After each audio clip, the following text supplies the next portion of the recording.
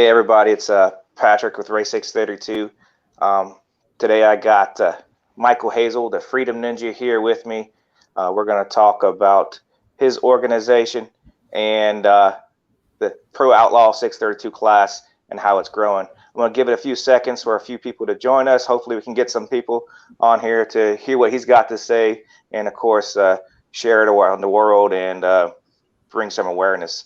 I know everybody's out there watching the Gator Nationals down in Florida having a good time. So let's give it a few seconds for a few people to join us.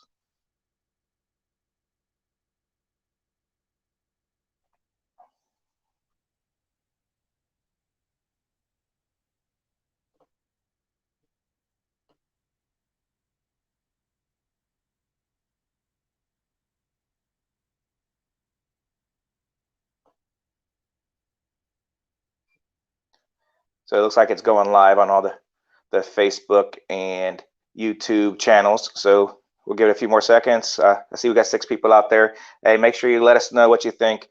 Let us hear your comments and what more we can bring to the show and improve everybody's love of this class.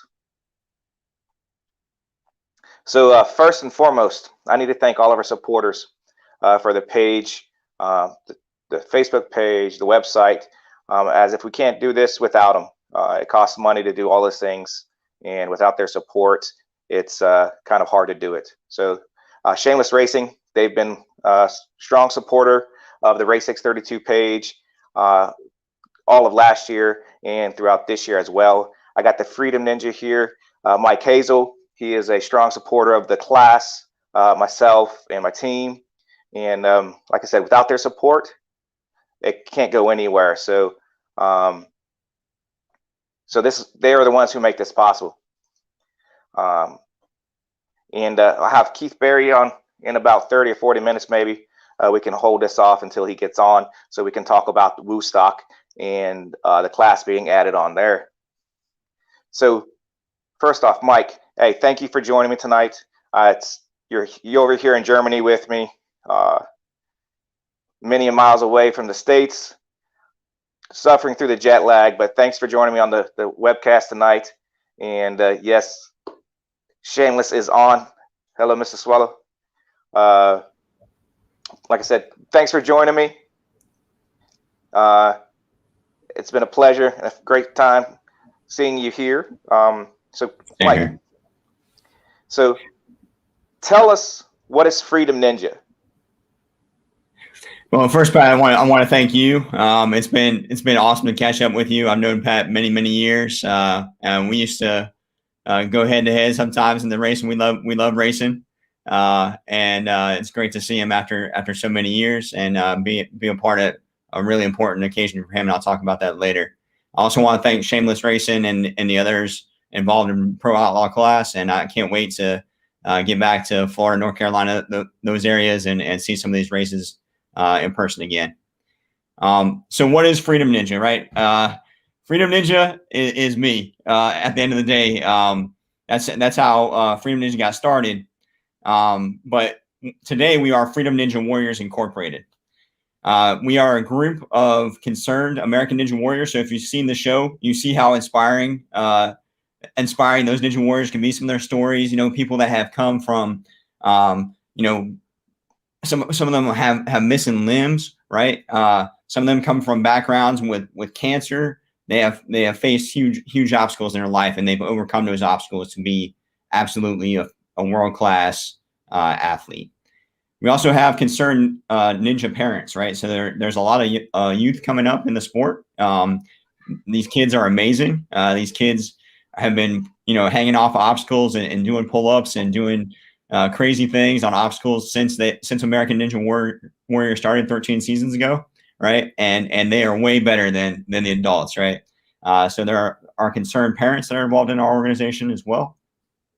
And then finally, local leaders, right? We can't do anything that we do with Freedom Ninja Warriors without local leaders, because our mission is to inspire communities to prevent human trafficking and prevent drug addiction, and to do that through awareness and fitness and confidence. And I'll talk more about that later on. So Okay, thanks. Mike, that's awesome, Mike. I mean, awareness of the situation is key. Uh, we as parents know things happen, but we try to ignore it, I think sometimes, or look away from it.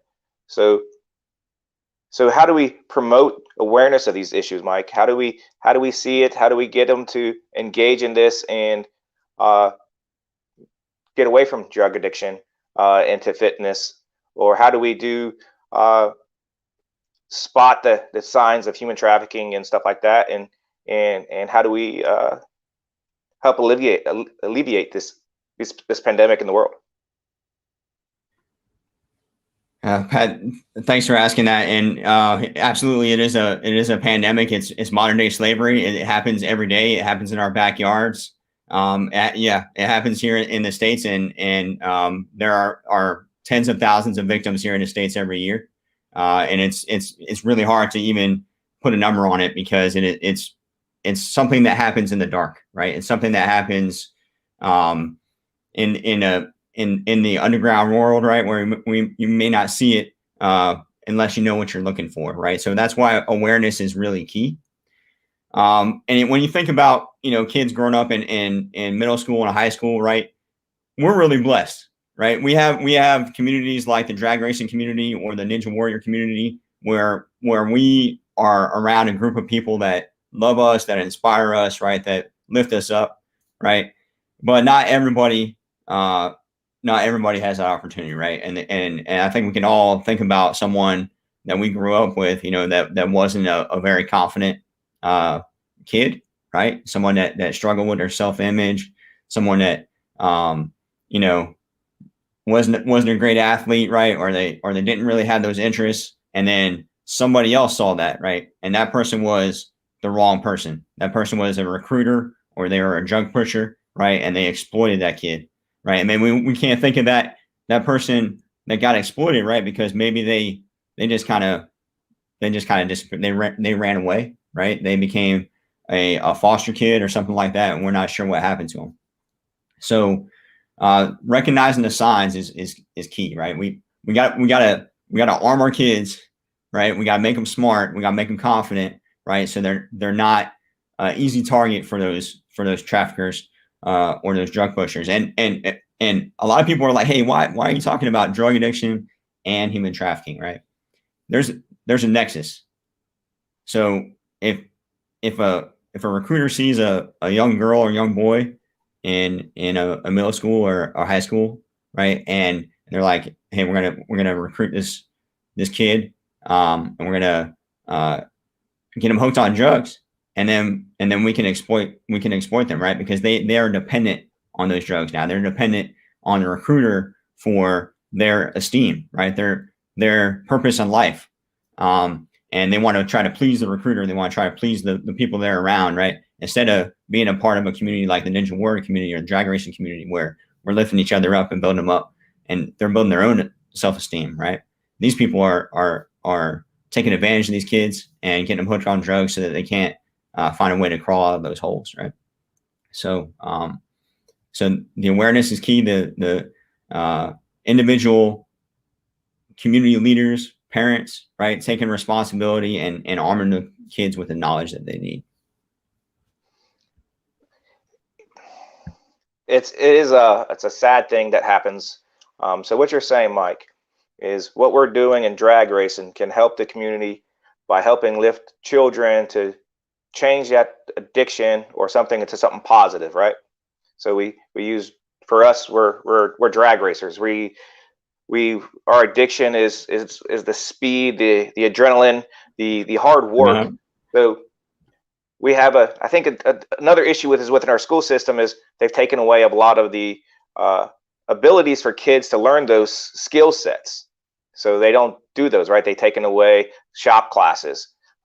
Kids don't learn how to work on cars. They don't learn how to work on wires and cables and plumbing and any other stuff, all those trade things. So do you think if the schools were to change some way, like to focus more on what kids can do, that might pique somebody's other interest to help them to becoming, or how can we help to focus the from one to the other.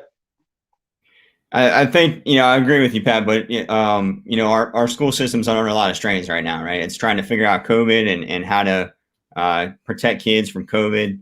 It's trying to figure out how to take kind of limited resources, right, and maximize those limited resources to get the kids the education they need, right? And I absolutely am all about those extracurricular activities. You and I grew up in Junior Reserve Officer Training Corps, right? So we know about the benefits of those types of programs.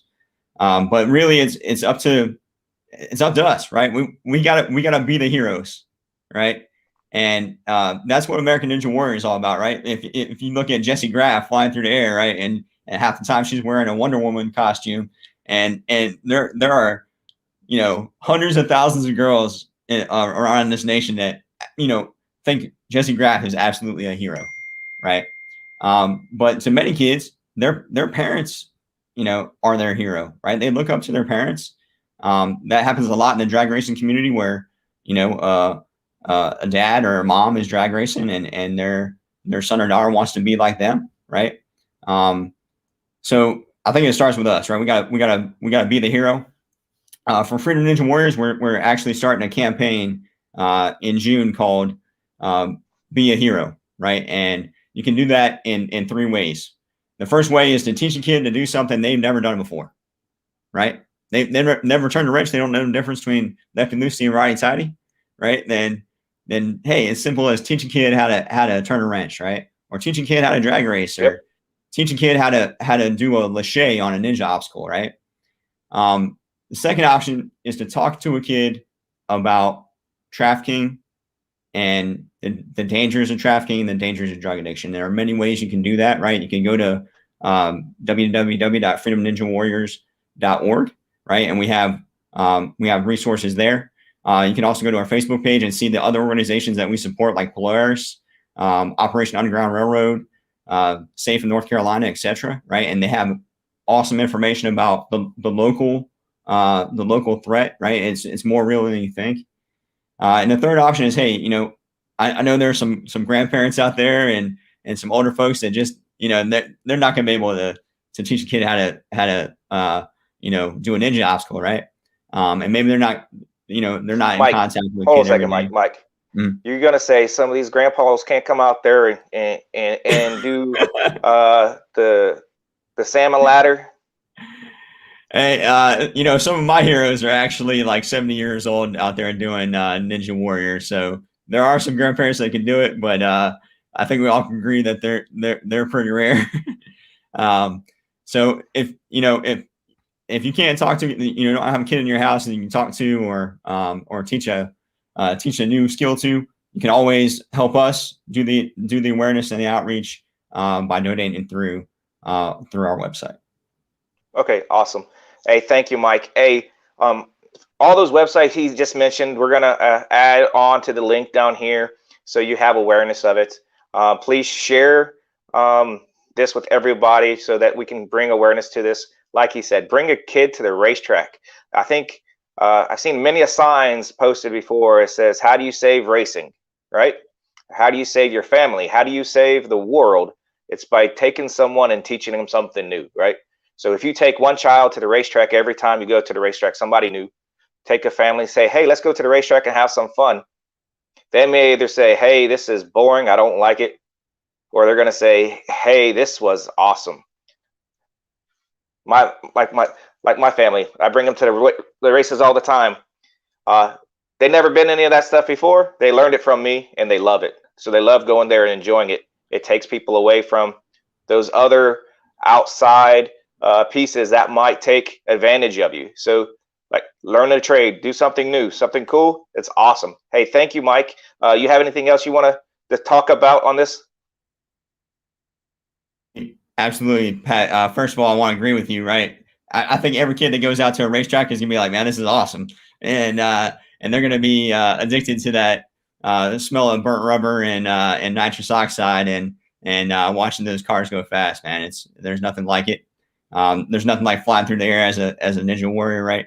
We all have our thing, but we got to start somewhere.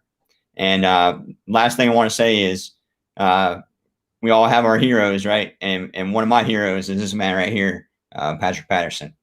I want to congratulate him on 20 successful years in the United States Army, and he's going to retire here in a few days, and that's why I'm here as his friend and presiding official. The main reason he's my hero is because he is a good family man. And Pat, I just want to say thank you again. Hey, thank you for that, Mike. Yeah, it's been thank you for traveling all these worlds to come here and visit with me and do that for me. But this isn't about me. It's about us. It's always been about us, and that's how I want to see it. Yes, hey, Vinny, hey, put the kids in the cars, right? You got to take the kid, put them in the car, get them excited, crank it up for them, let them feel that vibration, let it feel it running, and it's something they're going to get hooked on for life. So, Mike, we talked about that American Ninja Warriors, right? Have you tried out for American Ninja Warriors? And what can we do to get you on the show to help promote all these great and wonderful things that you are trying to do, sir? So yes, I've applied to American Ninja Warriors twice now. I also deploy. I haven't applied this year, right? Because I was deployed for most of the year. And during COVID, they actually cut down the number of participants. So I got the first call and they're like, hey, Freedom Ninja, we want to get you on there and talk about Freedom Ninja Warriors. But then they reduced the number of ninjas. So, it's just one of those effects of COVID. Really, I want to inspire the next generation, right? So I'm getting older. I'm going to keep after it, right? But if I never get on the show, I want to see that next Freedom Ninja out there getting after it and showing their confidence and their readiness to conquer every obstacle and break every chain. Awesome. Break every chain. That's your motto, right? There is no chain that needs to be held. They need to be all broken, and we can all fight this together. Hey, thank you, Mike, for joining me. If you want, you can stay on. We're going to talk some more racing stuff. Hopefully, we can get Keith Berry on the line here in a second, so we can talk about Woooo Stock. So if y'all don't know, Keith Berry decided to add the Pro 632 class. I think he's trying to get on, but he's having issues with his device configuration. It says add on there, but it's not connecting. So we'll give him a few seconds to try to figure that out. So he's added the Pro 630 Outlaw 632 class, as he's calling it, to the lineup for Woooo Stock. So hopefully we can get him on here so we can talk about this and what he's what he has plans for that. But while he's trying to get on, like I said before, I just want to thank everybody who supports this, because this is the only way we can promote our class. If we don't show up to the races, the class is going to die. So we need to make sure that we all out there showing up for the class. So I'm gonna go over a few other things. So y'all seen my little post about my big show race event, right? So we got 4 big shows in Florida throughout the years: the U.S. Street Nationals, the World DoorSlammer Nationals, the Snowbirds, and we have I just lost Mike. So you good there, Mike? All right. So we have 4 big events in Florida throughout the year. So this show is going to be added to that one. So we're going to have 5 shows on this point series race. And right now I put $100 in there for the winner, 50 for the runner-up, 25 for third place. I want this to grow and expand. So if we can get some sponsorship to add on to these points, it would be great. Great boost for everybody, right? So it gives another point series or a points challenge for other local racers that can't run the PDRA series all up and down the East Coast, as well as it helps increase the possibility of teams coming to the race, right? So if you just go to one race a year because that's the only race you got to go to, you don't have a chance to win a championship. And everybody wants to be a champion. So it's not big championship right now. We want to grow this. And the only way I can grow it is through assistance through y'all.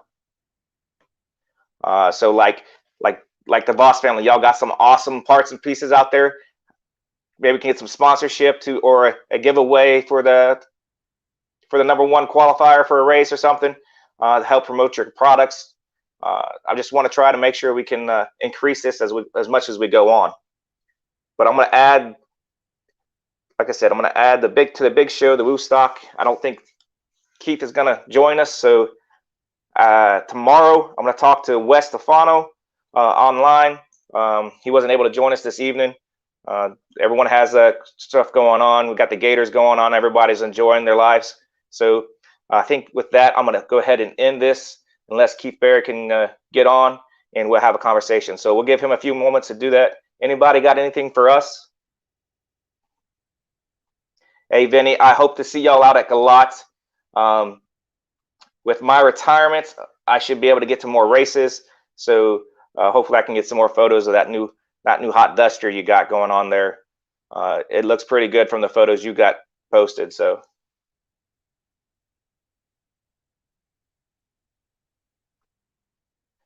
let's just make sure we got this going on real quick. So I'm going to put on the bottom the PDRA race is going on.